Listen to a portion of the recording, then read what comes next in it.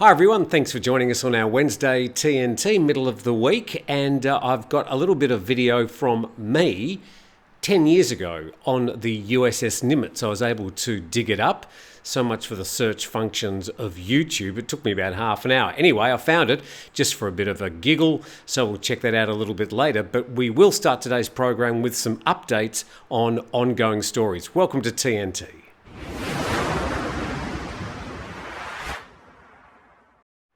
So this Am Cyanide story just keeps on getting bigger and bigger. Let's check out the latest as we go to Thai PBS World. Their headline, Bangkok cyanide importer to be searched in serial murder investigation.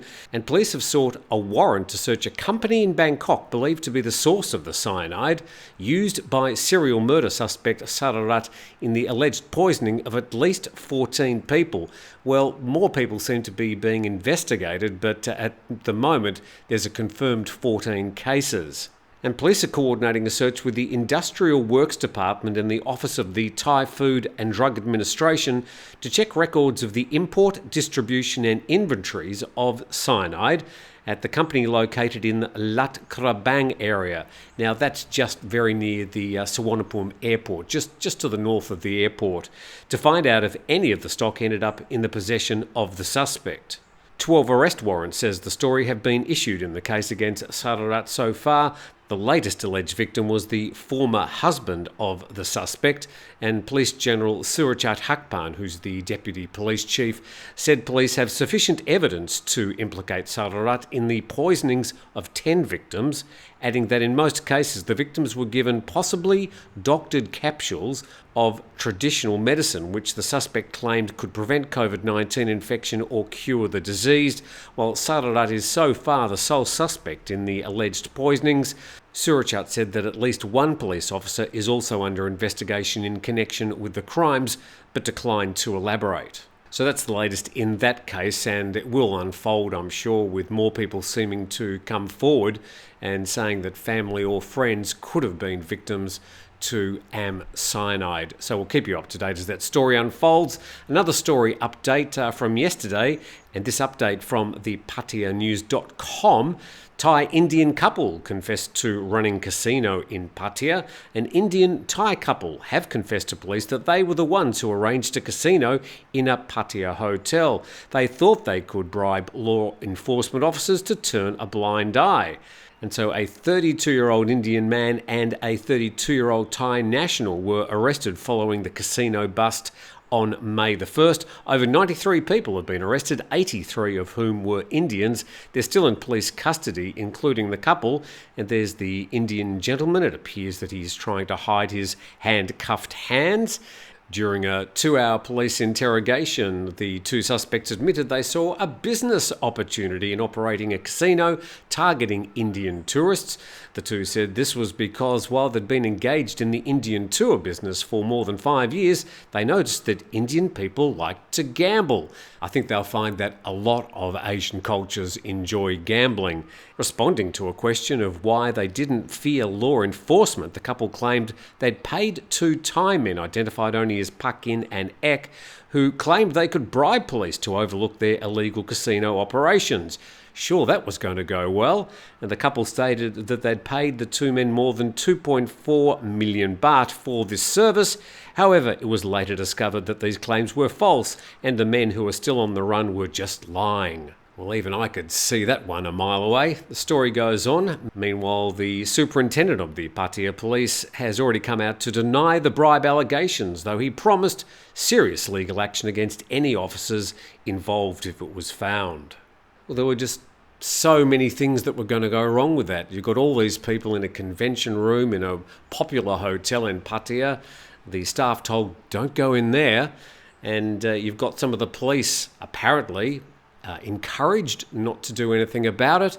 All these people, and someone was going to speak out, and apparently somebody did. So that's what happened with that story. You're watching TNT. You're on TNT, and we noted last month that the USS Nimitz strike force was in Thailand visiting, and we mentioned yesterday that quite a few businesses in Pattaya enjoyed the custom of some of the sailors and the people from that strike force. Well, I also mentioned that I did a broadcast from the deck of the USS Nimitz, and it was actually 10 years ago, or almost exactly 10 years ago. So if you can try and control your laughter, here we are aboard the USS Nimitz, this video taken, and it's from the Phuket News TV. Oh, there I am sporting a pair of glasses and also a tie. I think it was appropriate to wear a tie on that day. So that gentleman was the spokesperson there for the USS Nimitz, our sort of press contact. The steel plate of the deck was so hot. I was moving my feet all the time whilst doing that broadcast. Anyway, hopefully that gave you a bit of a giggle. Let's move on with our next story now. And this from The Nation, and will affect people who have bank accounts here in Thailand. So take note. Now, the banks remind mobile app users to get their faces scanned for added security. Now, I don't know about you, but I got a message today from both the banks that I bank with, Bangkok Bank and Krung Si, the Bank of Ayutthaya. And I was told to go down to the bank with my passport and my bank book, my passbook, and get my face scanned. Let's find out more about this story. All major commercial banks in Thailand are reminding users of mobile banking apps to complete their facial verification procedures before it became mandatory for certain mobile banking services by mid-May. This facial verification system is in compliance with the Bank of Thailand's enhanced security measures.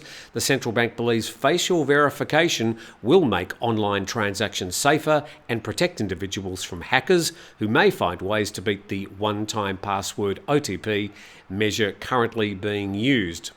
So I'm not sure if this means every time you want to do one of these procedures, we'll go into those in a moment, that you're actually going to have to do some sort of face scan to prove who you are. Between May and June, all mobile application users are required to visit their banks to update facial scans. This is for making transfers of 50,000 baht and above, as well as making prompt pay or G-Wallet payments in the case of Bangkok Bank. Well, yes, I do use that often, every day, maybe 10 times a day. It's where you scan your QR code. Making a transfer after the total daily transfer amount exceeds 200,000 baht and increasing each transfer's limit to 50,000 baht or more. And the banks that are calling on their clients to update or rescan their faces are the SCB, Siam Commercial Bank, that's the Purple Bank, the Bangkok Bank, Krung Thai Bank, Bank of Ayutthaya, which is Krung Si, the Government Savings Bank, and the Bank for Agriculture and Agricultural Cooperatives, one of the longest bank names in the world. So if you're a customer of one of those banks, you might be called in to do one of these or have your photo taken for facial scans. I imagine if these banks are doing it, probably the other banks are going to have to do it at some stage. Now, Coconuts Bangkok from coconuts.co are saying, say cheese, Thai banks to need your face for big withdrawals. It's been scanned at malls, at airports and even 7-Elevens. Now all Thai banks say customers must give up their faces to the National Digital ID platform. Surrendering your very identity is even more inevitable now that all banks in the kingdom will require facial recognition to withdraw sums of 50,000 Thai baht and up, transfer over 200,000 Thai baht per day, or raise transfer limits over 50,000 baht. And then part of a text that I received from Bangkok Bank as well yesterday. Please bring your passport or other ID documents and passbook to update your latest personal information and take a facial photo at any Bangkok Bank branch nationwide.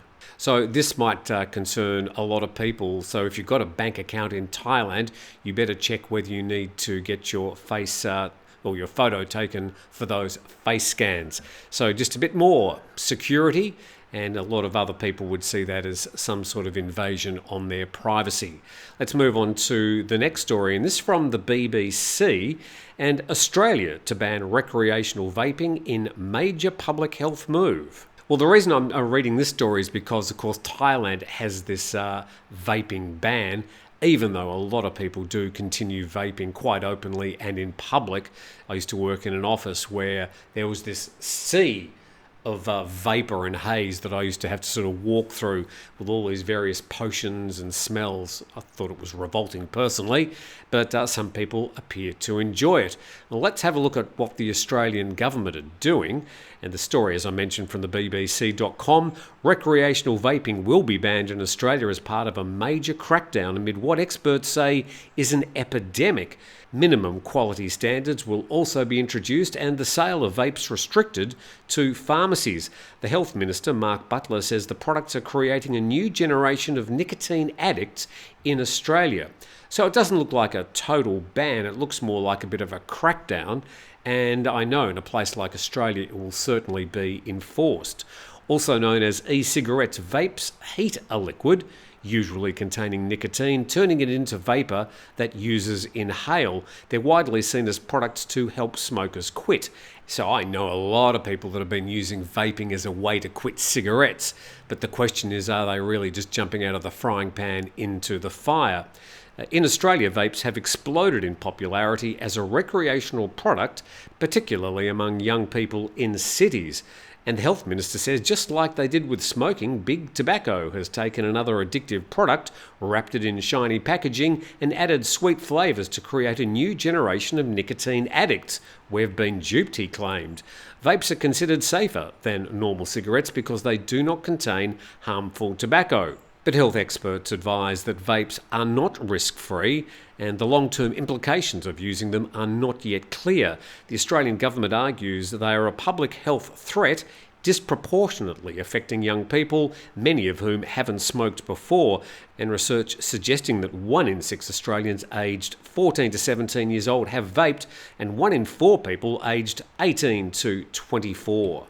So it sort of looks like there is just more crackdowns in more countries with vaping, and some of the long-term effects are now starting to be seen. It's certainly not risk-free, and I think people who are vaping need to make sure they're fully acquainted with the possible risks of that habit. Let's move on to the next story, and well, another Australian, but this is a story from Jakarta. And this story from coconuts.co from their Jakarta office, an Australian man annoyed by Quran recitation playing via mosque loudspeakers spits on Iman's face in Bandung. Now, Bandung is a few hours out of Jakarta. It's sort of up in the hills. Very beautiful place. I enjoyed a couple of trips to Bandung about 5 years ago. And I'm thinking that spitting in an Iman's face is just not going to end well. And the coconuts.co story says that a mosque imam in Bandung was spat on by an Australian man who apparently took offence at the Quran recitation he was playing through a speaker. And this happened on Friday, April the 28th. And the video shows an Australian man identified only as MB entering the mosque, approaching the pulpit. There he saw the mosque's imam, who was listening to a recorded Quran recitation. MB then walked up to him and spat on his face. According to the imam, he ran away from MB as he screamed the F word and gestured as if he was going to punch him. Basri said MB, who was staying at a hotel near the mosque, was annoyed by the Quran recitation. Now, if you are visiting a country whose main religion is Islam, even here in Phuket, I live about 2 kilometres away from a mosque, and the call to prayer goes out 5 times a day, including around about 4:30 in the morning. I don't usually hear that, but it's in the distance and it's quite haunting. And I think we need to have a certain amount of cultural sensitivity towards the practices of different religions if we're visitors to their countries. And this is just not going to end well for this man. It says that MB was arrested at the Jakarta airport on Saturday as he was about to board a flight back to his home country. MB's now been questioned by the Bandung Police Criminal Investigation Unit for alleged blasphemy towards Islam, and that's a very serious charge.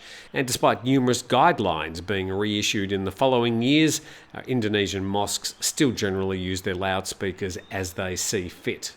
And the situation's much the same here in Thailand. A lot of the mosques sort of asked to turn their loudspeakers down a bit, but generally they don't. I think the best thing to do is, if it annoys you, just move away from it. I remember when I was just visiting Penang about 6 months ago, I booked into a little hotel and I didn't know that I was actually moving in right next door to the local mosque. That's not a problem. The problem was at 4:30 in the morning when the loudspeakers started the call to prayer, I opened my window and the speaker was about that far away from the window. So that was a bit of a surprise. I did move. All right, to our next story now. We go to Thai PBS World, and the Thai chess team eyes 4 gold in the Southeast Asian Games despite questionable arbiter decisions. Now, when I think about the Southeast Asian Games, I was here in Phuket when we had the Southeast Asian Games here, and I was thinking of running events and water sports and things. I never knew that chess was considered something that you'd be playing in the Southeast Asian Games, but here we go. Thailand's national chess team at the Southeast Asian Games in Cambodia is not discouraged by the questionable arbiter decisions of the Cambodian host and expects to win 4 out of the 7 golds in the chess championship. I'm wondering what you actually win gold for in these chess events, for the prettiest chess pieces, the fastest move, or maybe the loudest to scream out checkmate? Questions have been raised over the arbiter decisions in 2 games, one between a Thai player and a Cambodian, and the other between a Thai and Vietnamese player. And the president of the Thailand Chess Association told Thai PBS the Thai team has agreed to accept the judgments of the Cambodian arbiters, even though it disagreed with them because the team does not want to exacerbate the problem. Even before the start of the Southeast Asian Games this month, Thailand and Cambodia had been bickering over pointless issues such as the term of Muay Thai being replaced by Mun Khmer by the host, and the high live broadcast fee for the games demanded by Cambodia, which was resolved with the intervention of the Cambodian Prime Minister Hun Sen. I think at the end of the day, that fee was described as 0. To our next story today, and who are the top 5 nationalities investing in Thailand in the first quarter this year? And this story published by thetiger.com. And foreigners invested 33 billion baht into Thailand in the first quarter, and a spokesperson for the PM's office revealed that the government approved investment from 174 foreign investors in the first quarter this year. They were from Japan, Singapore, USA, China and Switzerland in that order. And most investments went into developing the country's infrastructure. Some 31 foreigners invested a total of nearly 3.3 billion baht in the Eastern Economic Corridor, representing 18% of the total number of foreign investors in the first quarter. I'm afraid the Thai government's just going to have to put up with my daily investment in the local Thai restaurant. But that's how we see the day. That's Wednesday, the 3rd of May. Thanks for watching as we whip around most of the big Thai stories and a few regional ones. If you enjoyed the program, please subscribe to the channel. It doesn't cost you anything. We're not going to send you any rude emails. It just does really help the program along. But otherwise, we'll wish you well for Wednesday. We hope to see you tomorrow.